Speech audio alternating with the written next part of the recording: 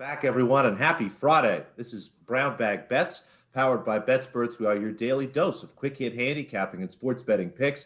Joining me, as always, looking nice, no hat today. You can see his beautiful hair. Happy Friday, Andy.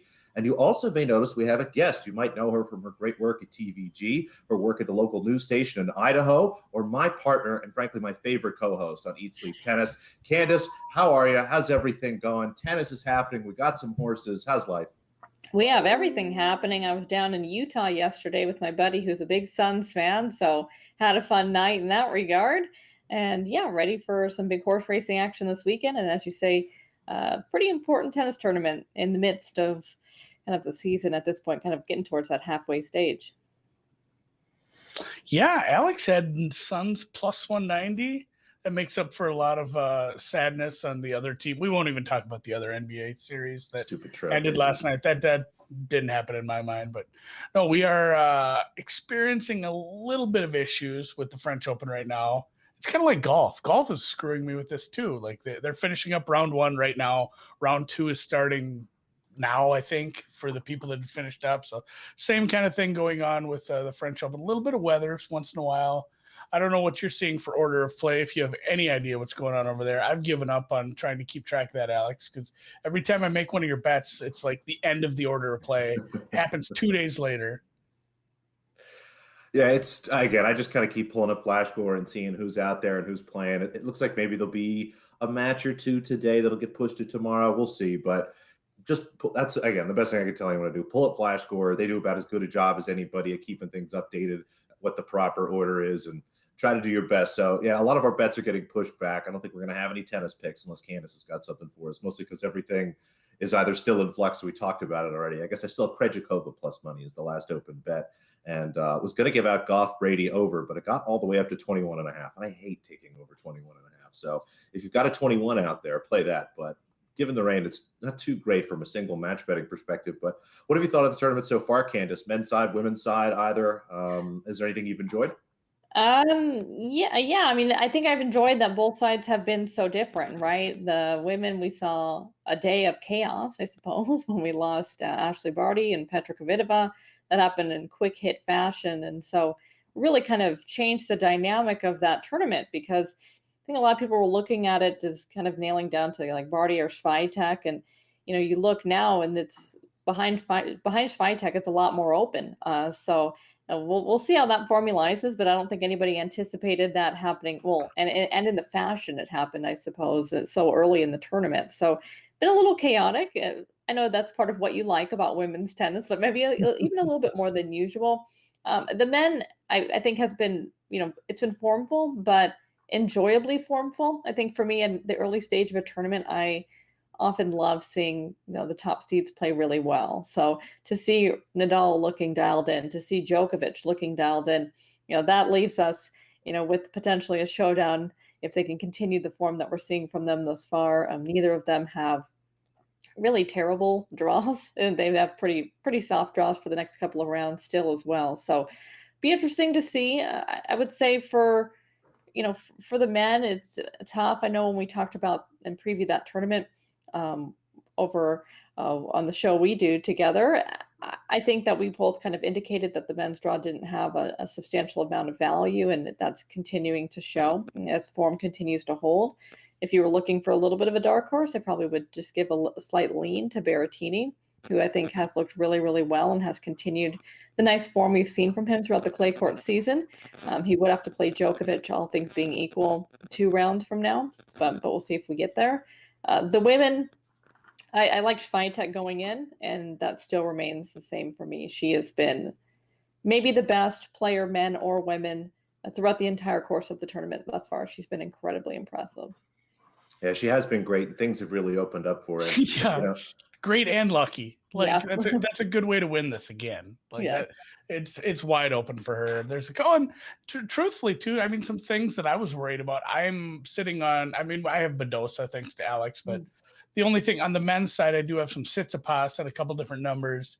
And Drew was trying to freak me out the other day. He was like, "Oh, I don't know, Fognini, red hot," and I felt a little vindicated because I said, Fognini red lines for like 2-3 matches or whatever, and then one time in Rome he managed to pull it off for a long time. But I'm like, he'll flame out.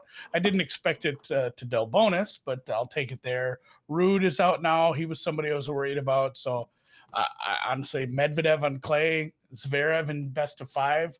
I'm not terribly worried about anybody right now. I think Tsitsipas is probably the best player on my side of the draw. So I'll just worry about him when he gets to the final, I guess. And I'll just keep playing my Coco overs. And credit to Del Bonus, who's had a very, very, very nice clay court swing. You always like to see players like that. He's a veteran, been around a long time. It's nice to see players like that really kind of rewarded with good play in a major. Yeah, it has been fun. But speaking of things that are fun, and what I'm actually really looking forward to this weekend, we got a horse race. It's the third leg of the Triple Crown. I believe it's the Belmont Stakes. Am I correct in saying that? You are correct. Yeah, something we actually know the schedule of. This will start on time. These always start on time. Actually, I guess I've seen a Derby get rained out and delayed a little before, but for the most part, we do know when this is starting. And yeah, it's way different than the Derby. If you paid attention to anything we did earlier on the deep dive around here, talking about the Derby or the Preakness, the Derby 20-horse field, this is way smaller, different length. This is 8. I mean, it's only 8 for now, I guess. Somebody could scratch too. So kind of a different kind of handicap, and it's still a very fun race. No Triple Crown winner chances here, obviously, but still a lot of really good horses that some of the favorites that we saw in the Kentucky Derby here. Yeah. So how do there it is, my morning line. That's okay. I was going to say, I was looking at some of these. The lines are pretty close. It looks like, you've got a couple people out there, big numbers. I mean, how do you see the race going? I know one of the big important things when handicapping a horse race is just trying to figure out how it might start and who's going to kind of get around each other and beside each other, if you will. So, kind of break it down for us if you can. How do you see this going on Saturday night? Well, the first thing I would mention is weather. Know that there's a lot of rain in the New York area today. We are a little unsure how much of that's going to continue tomorrow.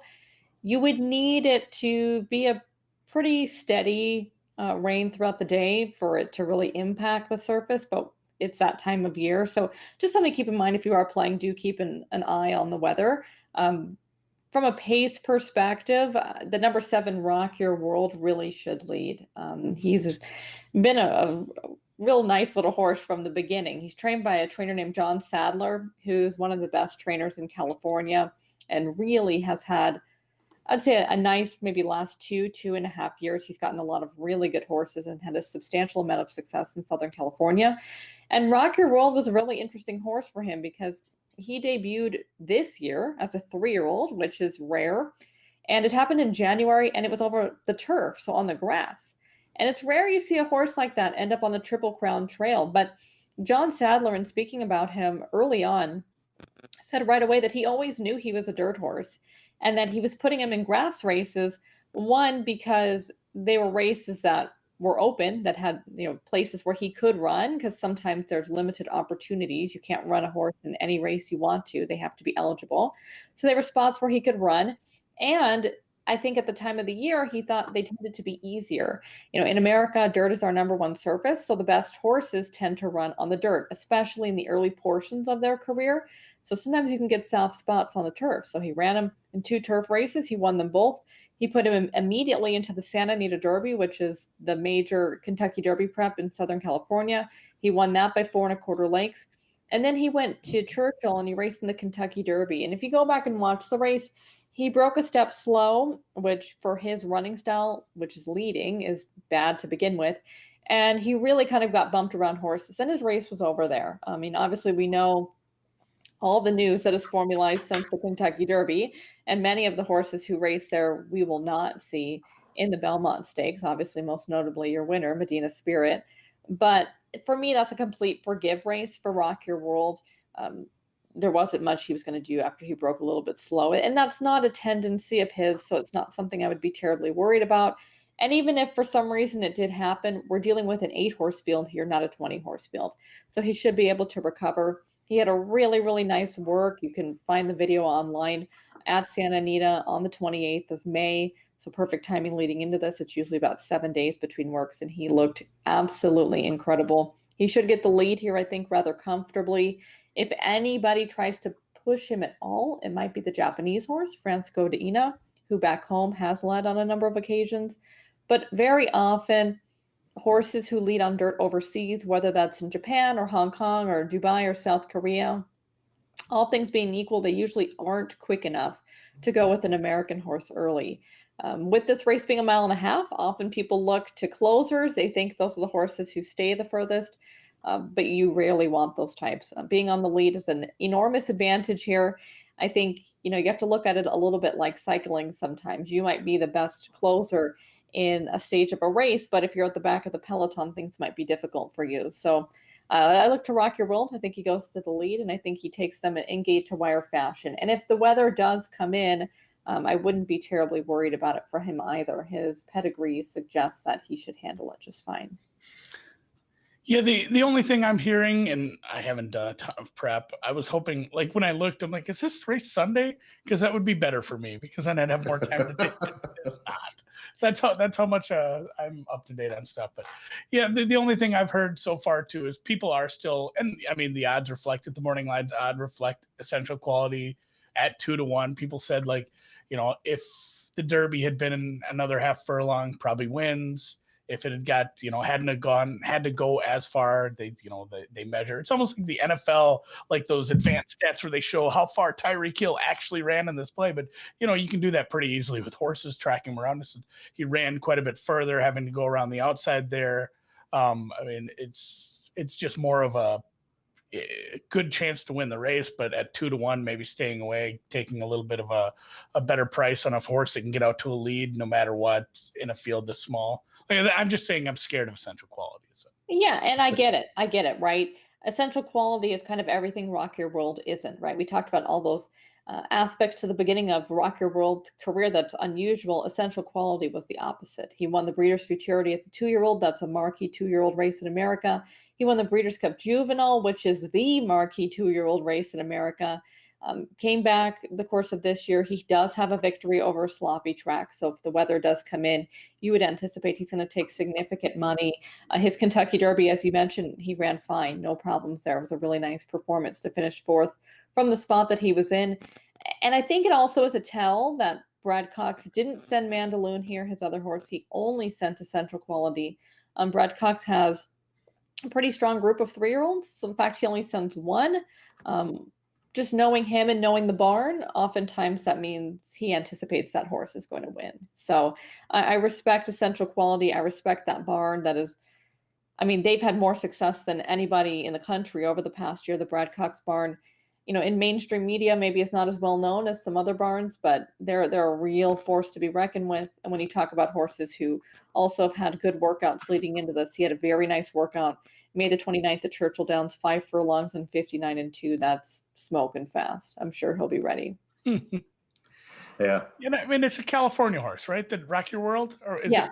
are we going Pac-12? That was what we had on the deep dive. We made the analogy to like college football conferences. We said, the Louisiana horses and the Florida horses and like what path they take to get here, and like we've been all over the California horse. Yeah, it was the Santa Anita Derby. This horse beat Medina Spirit. I'm so bad at getting the name right of that horse. I want to say Medina because it's a golf course, but beat Medina Spirit at the Santa Anita Derby, and it's a Cali horse. It's a Pac-12 horse. I'm sold. Like I'm in on that because that's the California thing I've been riding. Yeah, exactly. And I think that's just where the value is going to be. I think Essential Quality probably your most likely winner, but especially if the weather comes in, he'll be much shorter than 2-1. Yeah. Now you mentioned France Godina 30-1. I'm looking at the other two kind of bigger horses here. Overtook 20-1 and Bourbonic 15-1. I like to bet big underdogs. Is there any value in any of those three names for you on Saturday? Should I be sprinkling anything there on some big numbers? Because I want to. Yeah, I know you. I'm sure you want to. I mean, I'll take you through them all quickly. Bourbonic comes from Todd Pletcher's barn.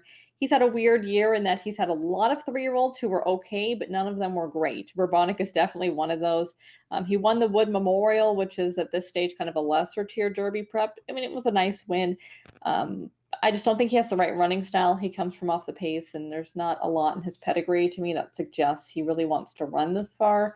Overtook is his stablemate, also with Pletcher. He's by Curlin out of an AP Indy mare. So at least you do have a little bit of potential there for him to appreciate this distance. His both Curlin and AP Indy wanted to go far. So he has that classic stamina on both ends of the pedigree. I'm just not quite sure he's good enough yet. He was third in the Peter Pan, which is the prep for this race. Typically, if you're looking to a horse coming from the Peter Pan, you'd want the winner. So I'm just not quite sure he's there. He also has blinkers on, which can be a negative. Horses, when they put blinkers on in a big race, oftentimes I shy away. You'll find very frequently they either break slow out of the gate or they tend to over race, which means they're pulling and they're fighting the rider. They just get a little bit too revved up. And again, going a mile and a half for the first time, that's probably not what you want to be dealing with. So of those big horses, I'd probably say Francisco de Ina is the best. If you're betting him, I would say you really want to watch him going up to the gate. He has a little bit of an attitude. And so you want to make sure he's not going crazy, not looking too revved up, not looking too sweaty, just because I think he kind of ran his race before the race happened in the Preakness. Japanese horses do tend to do well in stamina-based races for a couple reasons. One, the dirt courses in Japan are sand-based, whereas here in America, they're traditional dirt. So if you think running on the beach versus running on, in a forest, it's going to be a lot harder to run on the beach. So they do tend to have a lot of stamina. They also train uphill in Japan. So it's a stamina-based training. So I wouldn't be surprised if he had a better performance today than he did in the Preakness. I cover Japanese racing on a day-to-day basis still. And to me, he's kind of like a C-list Japanese horse, but I've seen crazier things happen. So if you were all in, Alex, you had to have a horse who's 20-1 or higher. He's probably the one. I love that. Thank you so much. I needed something. Maybe somewhere underneath. Maybe a key trifecta box. Let's not get too crazy and bet this. Put him in a little exacta with Rock Your World. Yeah. Let's make an exacta box with a keyed winner on with the 7 horse. I mean, if you were going to play something like that, I think this is the kind of race that if you were looking to attack it from a wagering perspective, I'd be playing Rock Your World to win. And then I'd be looking to, just really kind of go through him and remove essential quality. So I'd play some exactas, not having essential quality, or Rombauer, who we didn't mention him. Obviously, I feel like we should. Your Preakness winner. I think he's incredibly overrated. I don't even really know how he won that race, to be frank with you, and maybe he'll prove me wrong. But I'd be looking to play exactas with neither of those horses in there, and then I'd really be playing some horizontal wagers into the Belmont, and again, using Rock Your World, maybe even using Francisco de Ina, because you can justify the use by the price he'll be, but just really kind of working your way around the likes of an essential quality, and especially Rombauer. Awesome. For sure. All right, when is the next Eat Sleep Tennis? Speaking of, if people want to catch some more Candice and they don't live in Idaho. Well, I believe we're going to be doing one this weekend. We haven't decided which day. Alex can't join us. He has important life things going on, but making it happen. French Open, Alex. I know. You think we could plan a little better? Gosh. Plus, Steve's going to be mad at me after I told Candice she was my favorite, so that'll be good. I'll give them some time to work out that awkwardness. I will say one thing before you guys let me go. If you are playing the Belmont, do know there are a ton of major races on the day, so be sure to tune in early. And I'll give you an early bet. Race number 8 is the Grade 1 Just a Game. It's for the fillies and mares, so the girl horses on the grass. They're going a mile. I love a horse named Pocket Square. She's going to be the number 6 in there. I've loved her for a long time. She mostly raced overseas, and she's making her second start for Chad Brown, who's the premier turf trainer in America. She had a lot of issues before she joined his barn. She had a very severe illness. He gave her a lot of time to recover, and she looked sensational leading into this race. And if it does rain, I would say the wetter, the better for her. So Pocket Square, keep that in mind if you're playing the Belmont card early. I'll be race 8. I will for sure. I absolutely, like I already mentioned, I'm already betting on racing today. You're betting Swedish harness racing. Swedish harness racing this morning. So, all right, Candice, really appreciate you coming on, giving us a pick for the Belmont. Excited for all that tomorrow and the whole day of racing. People can find you on Twitter. It looks like at Candice Hare with an _ afterwards. Candice with an I. Yeah, you got to get that underscore, and I don't have one. I feel left out. Candice with an I, Hare like the rabbit, and obviously on Eat Sleep Tennis for sure. Yeah. Thank you so much for having me. It was a lot of fun. Thanks, Candice. Bye. NBA one game tonight, huh? Just the one. I don't know what to do with that. Well, it's the Clippers Mavericks series. I don't know if anyone knows what to do at this point. It's we're making some jokes today about injuries throughout the playoffs, and I mentioned that the Clippers' real injury is just the entire team has some sort of brain problem. I don't know what's going on. Road teams are 5-0 now in this series. The Clippers go to Dallas now. They're small favorites here at -2.5. Again, Luka still does not look 100%. If the Clippers can put it together here, they should be able to cover this number. I mean, this is maybe even an over spot, but if you could tell me what's going to happen in a game of this Clippers series, I would love to hear it because I don't think anyone really knows what's going to happen. So I'll try to watch a little bit of this tonight and see how it goes and maybe look for some spots, live here and see how the Clippers look. But I don't know. God bless anyone making a wager on this pregame. Yeah. We'll let this fly and we'll worry more about Saturday's games. And not only Saturday's games, but Saturday's series. Alex is going out on a limb here. What do you like about these Bucks? Is it mostly the price? It's like any bet. It's the price. But I got into my boat and I headed out to Bucks Island, and it's just really me and maybe one other guy. We were talking in the chat this morning, and I was getting kind of a lot of crap for this, but I think the Bucks have a chance to be very competitive in this series. I think it's much closer than this. I have this basically, Nets -150, so Bucks +150. I really like this number at +180. Sprinkle a little bit on the -1.5 games at +275.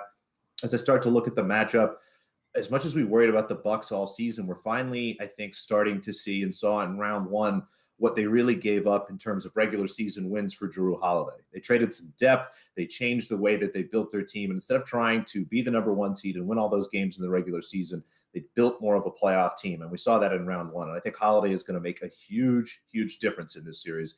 I do wish Dante DiVincenzo were healthy. Yes, that would make things better, but I don't know if that he's such an important piece here that I'm willing to walk away from such a nice number here on the Bucks. Their defenses look great. They're switching. They should have the bodies to slow these guys down. Joe Harris might be a problem. He's probably going to be kind of that extra guy left out, but we'll see what happens. Budenholzer has done a little more creative things in the first series. We'll see what he does here. But just, again, I really like this number on the Bucks. I think they have some great chances here against a Nets team that is still pulling it together and trying to get, I think, still some rhythm and chemistry here. So we'll see how it goes. Let's go Bucks. Let's go Bucks. And yes, I'll send in the weekend with some round two plays for golf. I don't understand what's going on, really. I feel like there's people still playing round one. If I'm looking right at the scoreboard, I think Chris Kirk is still playing his first round. He has 2 holes left. But several players have teed off for round 2, which that's what you need to do if you want to get these first 2 rounds in time and not have a Monday finish. But I did play some round 2 head-to-heads. I don't 100% know when all these start because, again, the tee times are confusing. But I played Cam. If Davis had a rough round 1, sometimes that takes the pressure off. When you are like, I'm not making the cut. And actually, the cut line might be +3 here. So Davis over Henley at a plus number. Siwoo Kim over Mr. Steele. -120. The rest of them are dogs, though. Shane Lowry, the Irishman, not the movie. His round should take about as long as that movie, though. Lowry over Fitzpatrick and Knox, who was my top 20. He was like my long shot on I almost said Eat Sleep Tennis. Approaching the green. I mixed up all the shows. Knox over Corey Connors at +137. Love Corey Connors, but this price is pretty heavy. So just those for the weekend, or for today. It's still Friday. I'll have some more stuff for the weekend if we have a normal end tonight. I'll get some up tonight on Twitter on BETSPERTS. Check that out. And yeah, enjoy your weekend. Enjoy the Preakness. Excuse Belmont. You said Preakness too many times, I think. Now you've incepted. I might have. Did I say Preakness? Yeah, it's not like it says it right next to me here, but enjoy the Belmont. Enjoy the NBA action. And yes, thanks to the sponsor WinBet, you can still get your $500 risk-free bet. In the pinned tweet are the links to get you signed up, get you that risk-free bet. I wonder if they have fixed race horse bets. I hope so. I would think Worth poking around. Yeah, go poke around so you can get on that. So, All right, that's it for us, for Alex, for Andy, for all of us here at BETSPERTS and Brown Bag Bets. We hope you have a great weekend and you win almost all your bets. Why not all of them?